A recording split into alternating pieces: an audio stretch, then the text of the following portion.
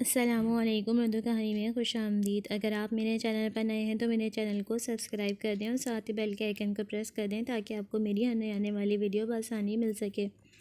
اب بڑھتے ہیں کہانی کی طرف۔ آج کی کہانی کا نام ہے خدا کی دی ہوئی ہر نعمت میں ایک راز چھپا ہے۔ بہت دنوں کی بات ہے، تاشقند میں ایک غریب لکڑہارا رہتا تھا۔ اس کا نام شیرازی تھا۔ وہ جنگل سے لکڑیاں کاٹ کر شہر میں فروخت کرتا تھا۔ اسے اتنا تھوڑا معاوضہ ملتا کہ اس کا گزارا بہت مشکل سے ہوتا۔ شہر سے بہت دور ایک درویش کی جھوپڑی تھی۔ وہ ہر وقت اللہ کی یاد میں مشغول رہتے تھے۔ شیرازی ان درویش کی خدمت میں حاضر ہوا اور جھوپڑی کے باہر سے آواز لگائی، اے محترم بزرگ، کیا میں اندر آ سکتا ہوں؟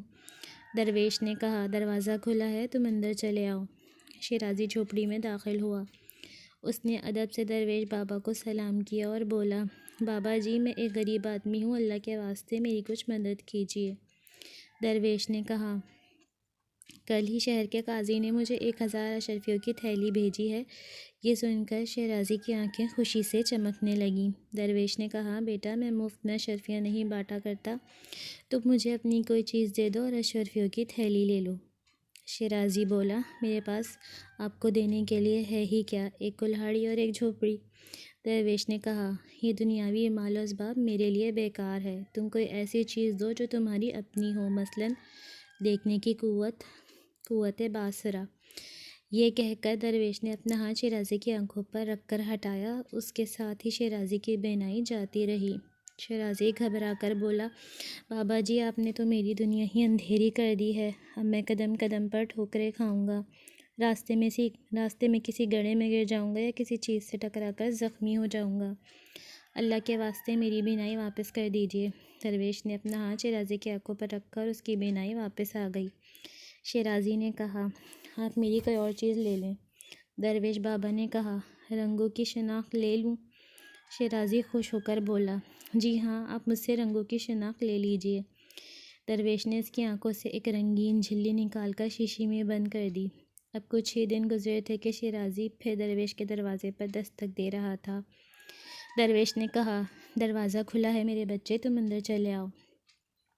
شیرازی نے کہا، میں اپنی زندگی سے بیزار ہو گیا ہوں۔ رنگوں کی شناخت ختم ہونے سے سب رنگ سفید یا سیاہ نظر آتے ہیں۔ آسمان کی نیلاہٹ، زمین کا مٹیالہ رنگ، درختوں کی ہریالی، گھاس کا سبزہ، پھولوں کی رنگینی، سبھی جاتی رہیں۔ کالے رنگ کا شوربہ اور دودھیا سفید روٹیاں دیکھ کر مجھے کراہیت محسوس ہوتی ہے۔ کالے سیاہ رنگ کے تربوز کی کالی کاش کھاتے وقت دل متلانے لگتا ہے۔ اللہ کے واسطے میری رنگوں کی شناخت مجھے واپس کر دیجیے۔ درویش نے شیشی سے رنگین جھلی نکال کر شیراز کی آنکھوں پر دوبارہ لگا دی۔ شیرازی فوراً جھوپڑی سے باہر کی طرف دوڑا۔ وہ بہت دیر تک نیلے آسمان پر سرسبز گھاس، سرخ اور گلابی پھول، طرح طرح کے رنگین پرندوں کو دیکھتا رہا اور آخر میں بولا، اللہ تیرا شکر ہے، مجھے تو اب معلوم ہوا کہ رنگوں کے بغیر زندگی کتنی بے مزہ ہے۔ درویش نے کہا، ہاں بھائی، اب بتاؤ، تم اپنی کون سی صلاحیت مجھے فروخت کرو گے؟ تمہاری قوت سماعت یعنی سننے کی طاقت لے لوں؟ شیرازی نے بولا، ہاں، بھوکوں مرنے سے تو بہتر ہے کہ انسان بہرا ہو کر زندگی گزارے۔ درویش نے شیرازی کے کانوں سے کچھ نکال کر ایک ڈبیا میں بند کر دیا۔ ابھی تھوڑے ہی دن گزرے تھے کہ شیرازی پھر درویش کی جھوپڑی کے باہر کھڑا تھا اور کہہ رہا تھا، میرے بابا، میری مدد فرمائیے۔ درویش نے کہا، کیا بات ہے، تم بہت پریشان دکھائی دیتے ہو۔ شیرازی بولا، اے بزرگ، اب میں چڑیوں کے چہچہانے، کوئل کی کوکو، بلبل کی سریلی آواز سے محروم ہو گیا ہوں۔ بازار جاتا ہوں تو ہر وقت حادثے کا دھڑکا لگا رہتا ہے۔ کل شام میرے پیچھے سے آنے والا گھوڑا بدک گیا۔ لوگوں نے مجھے متوجہ کرنے کے لیے زور زور سے آوازیں دیں لیکن مجھے کچھ سنائی ہی نہ دیا۔ ایک شخص نے مجھے بازو سے پکڑ کر ایک طرف کھینچ لیا اور گھوڑا میرے پاس سے گزر گیا۔ اللہ کا شکر ہے کہ میں حادثے کا شکار ہونے سے بچ گیا۔ آپ میری سننے کی طاقت واپس کر دیجیے۔ درویش نے شیرازی کو سننے کی طاقت واپس کر دی اور کہا، ہاں بھائی، اب تمہاری کون سی صلاحیت حاصل کروں؟ حصے ذائقہ اور حصے شامہ لے لوں؟ پھر نہ تمہیں کسی چیز کا ذائقہ محسوس ہوگا اور نہ خوشبو یا بدبو۔ شیرازی نے کہا، جی ہاں، ذائقے اور سونگھنے کی حس میرے لیے کسی کام کی نہیں، یہ آپ لے لیجئے۔ درویش نے اپنی دونوں انگلیاں شیرازی کے حلق میں ڈال کر کوئی شے نکالی اور شیشی میں بند کر کے ڈانٹ لگا دی۔ شیرازی خوشی خوشی اپنے گھر لوٹا۔ ابھی وہ کچھ ہی دن گزرے ہوں گے کہ وہ پھر بزرگ درویش کی جھوپڑی کے باہر کھڑا دروازہ کھٹکھٹا رہا تھا۔ درویش نے کہا، میرے بچے، دروازہ کھلا ہی ہے، تم اندر چلے آؤ۔ شیرازی بولا، میرے محترم بزرگ، میں عجیب مصیبت میں پھنس گیا ہوں۔ درویش نے کہا، اللہ تمہارے حال پر رحم فرمائے۔ شیرازی نے کہا، میری قوت ذائقہ کیا گئی، زندگی بے مزہ ہو کر رہ گئی۔ دال روٹی ہو یا پراٹھا کباب، حلوہ پوری ہو یا بریانی، ہر چیز کا لطف جاتا رہا۔ پتہ ہی نہیں چلتا کہ میں زردہ پلاؤ کھا رہا ہوں یا بھوسا چبا رہا ہوں۔ پچھلے دنوں تو مرتے مرتے بچا۔ درویش نے پریشانی سے پوچھا، کیوں، کیا ہوا؟ شیرازی بولا، میں نے سڑا ہوا کھانا کھا لیا۔ ذائقہ محسوس نہ کرنے اور سونگھنے کی صلاحیت ختم ہونے کی وجہ سے میں یہ محسوس ہی نہ کر سکا کہ کھانا خراب اور بدبودار ہو گیا ہے۔ میں شدید بیمار ہو گیا، بہت دن تک اسی حالت میں پڑا رہا، تب کہیں اس قابل ہو سکا کہ آپ کے آستانے پر حاضر ہو سکوں۔ درویش نے پھر کہا، اللہ تمہارے حال پر رحم فرمائے۔ پھر بزرگ اس شیشی کو اٹھا لایا اور اس میں سے کوئی شربت شیرازی کے حلق میں انڈیل دیا۔ اس کے ساتھ ہی شیرازی کی قوت ذائقہ بھی صحیح ہو گئی۔ درویش نے کہا، ہاں، اب بتاؤ کہ میں تمہاری کون سی چیز ضبط کروں؟ حس لامسہ یعنی چھو کر کسی چیز کو معلوم کرنے کی صلاحیت لے لوں؟ شیرازی بولا، ہاں، یہ بیکار ہے، میں خوشی سے چھونے کی حس دینے کو تیار ہوں۔ درویش نے شیرازی کے جسم پر ہاتھ پھیرا اور بولے، جب تم اپنے گھر پہنچو گے تو تمہاری چھونے کی قوت ختم ہو جائے گی۔ ابھی تھوڑے ہی دن گزرے تھے کہ وہ پھر درویش کے دروازے پر دستک دے رہا تھا۔ وہ سر سے پاؤں تک پٹیوں میں جکڑا ہوا تھا۔ درویش نے حیرانی سے اسے دیکھا اور پوچھا، یہ کیا ہوا تمہیں؟ شیرازی بولا، حضور، اس بار زبردست مصیبت میں گرفتار ہو گیا ہوں۔ جب سے میں نے چھونے کی حس سے اپنے آپ کو محروم کروایا، مجھے یہ محسوس ہی نہیں ہوتا کہ پاؤں زمین پر رکھ دیا ہے کہ نہیں۔ اس طرح میں کئی دفعہ گرا۔ ایک بار تو زینہ اترتے میں سمجھا کہ میں نے قدم زمین پر رکھ دیا ہے، حالانکہ میرا پاؤں ابھی قدمچے سے کچھ اوپر ہی تھا۔ جو ہی میں نے دوسرا پاؤں اٹھایا، میں زینے سے لڑکھڑاتا ہوا نیچے آ گرا۔ بہت دن بیمار اور زخمی پڑا رہا، اب کہیں اس قابل ہو سکا کہ آپ کے آستانے پر حاضری دے سکوں۔ درویش کو شیرازی کا یہ حال دیکھ کر بہت افسوس ہوا۔ انہوں نے کہا، اللہ تمہارے حال پر رحم فرمائے۔ شیرازی پھر بولا، حضور، آپ قوت لامسہ مجھے واپس کر دیجیے اور اس کے بدلے میں کوئی اور چیز لے لیجیے۔ بزرگ اور درویش نے شیرازی کے جسم پر ہاتھ پھیرا اور اس کے ساتھ ہی شیرازی کی چھونے کی حس بیدار ہو گئی۔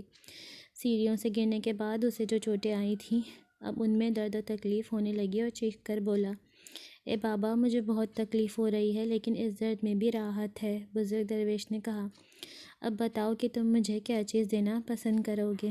تم اپنا سایہ مجھے دے ڈالو، ویسے بھی یہ فضول ہے اور تمہارے کسی کام کا نہیں ہے۔ شیرازی خوش ہو کر بولا، جی ہاں، آپ نے درست فرمایا، یہ سایہ واقعی میرے لیے بیکار ہے اور بے مصرف چیز ہے۔ آپ شوق سے میرا یہ سایہ لے سکتے ہیں۔ درویش نے کہا، تم سورج کی طرف منہ کر کے کھڑے ہو جاؤ۔ شیرازی نے حکم کی تعمیل کی۔ درویش نے ایک تیز دھار والا خنجر نکالا اور ایڑی کے پاس سے سایہ کاٹ کر جسم سے علیحدہ کر دیا۔ پھر انہوں نے سائے کو کپڑے کی طرح لپیٹ کر الماری میں رکھ دیا۔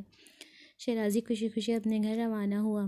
راستے میں کچھ لڑکے ملے۔ اتفاق سے ایک لڑکے کی نظر اس پر پڑی تو وہ چیخ کر بولا، ارے دیکھو، اس آدمی کا تو سایہ ہی نہیں ہے۔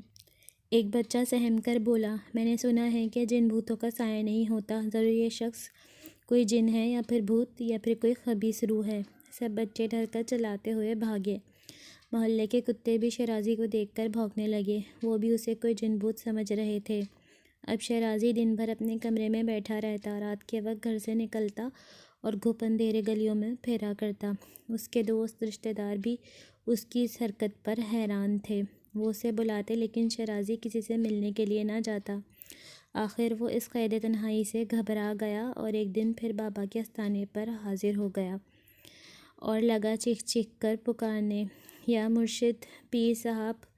درویش نے دروازہ کھولا اور شیرازی کو دیکھ کر کہا، کہو، کیسے آنا ہوا؟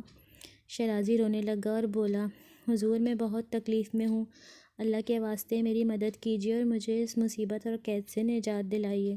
درویش نے پوچھا، اب کیا ہوا؟ شیرازی نے جواب میں اپنی کہانی سنا ڈالی اور کہا، حضور، مجھے تو اب معلوم ہوا کہ انسان کا سایہ بھی بہت کام کی چیز ہے۔ یہ وہ ساتھی ہے جو ہمیشہ کے لیے ساتھ رہتا ہے، کبھی آگے آگے چلتا ہے اور کبھی پیچھے پیچھے۔ اس سے محروم ہو کر محسوس ہوا کہ جیسے ایک سچا دوست اور سکھ دکھ کا ساتھی چھوڑ گیا۔ سائے کے بغیر میں اپنے آپ کو اکیلا اکیلا محسوس کرتا ہوں۔ بزرگ درویش نے کہا، دیکھو بھائی، تمہاری روز روز کی دخل اندازی سے میری عبادت میں خلل پڑتا ہے۔ اب آخری موقع تمہیں دے رہا ہوں، اس کے بعد میں تمہاری کوئی بات نہیں سنوں گا۔ یہ کہہ کر درویش بہت دیر خاموش بیٹھے، کچھ سوچتے رہے، پھر بولے، تو مجھے اپنا مسام دے ڈالو۔ شیرازی خوش ہو کر بولا، جی ہاں، آپ میرے مسام لے لیجیے، ویسے بھی یہ میرے کسی کام کے نہیں ہیں۔ درویش نے ایک صراحی سے شیرازی کے جسم پر پانی انڈیلا اور اس کے ہاتھ بہت ہی باریک باریک ذرات شیرازی کے جسم سے علیحدہ ہو کر فرش پر گر پڑے۔ درویش نے ان ذرات کو جمع کیا اور ایک بوتل میں ڈال کر الماری میں رکھ دیا۔ شیرازی خوشی خوشی اپنے گھر کی طرف چلا۔ ابھی وہ تھوڑی ہی دور گیا تھا کہ اس کا جسم گرمی سے تپنے لگا۔ گھر پہنچتے پہنچتے اس کی کھال گرمی سے جھلس گئی۔ کھال میں بے شمار باریک باریک مسام یعنی سوراخ ہوتے ہیں جن کے راستے پسینہ خارج ہوتا رہتا ہے۔ پسینہ آنے سے جسم کی جلد گیلی رہتی ہے اور اس کا درجہ حرارت بڑھنے نہیں دیتی۔ مسام ختم ہونے کے بعد شیرازی کا جسم تانبے کے برتن جیسا ہو گیا۔ گرمی کے بڑھنے کے ساتھ ساتھ جسم میں گرمی بڑھ گئی۔ اپنے جسم کو ٹھنڈا رکھنے کے لیے شیرازی کو دن میں 10-15 بار نہانا پڑتا۔ وہ گیلے کپڑے پہنتا، جسم پر پانی ڈالتا رہتا، پھر بھی جسم کو سکون نہیں ملتا۔ وہ دن بھر کمرے میں لیٹا رہتا، شام کے وقت گھر سے نکلتا۔ شیرازی جلدی اپنی حالت سے عاجز آ گیا۔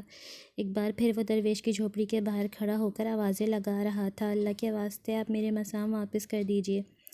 درویش نے الماری سے وہ بوتل نکالی جس میں مسام تھے۔ بوتل میں پانی ڈال کر اچھی طرح ہلایا اور شیرازی کے اوپر انڈیل دی۔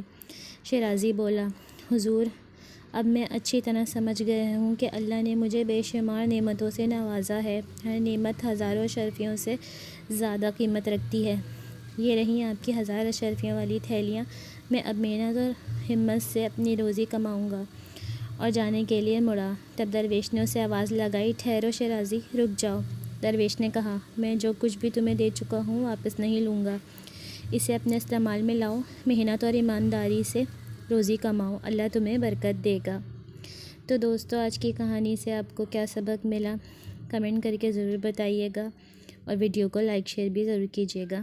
اللہ حافظ۔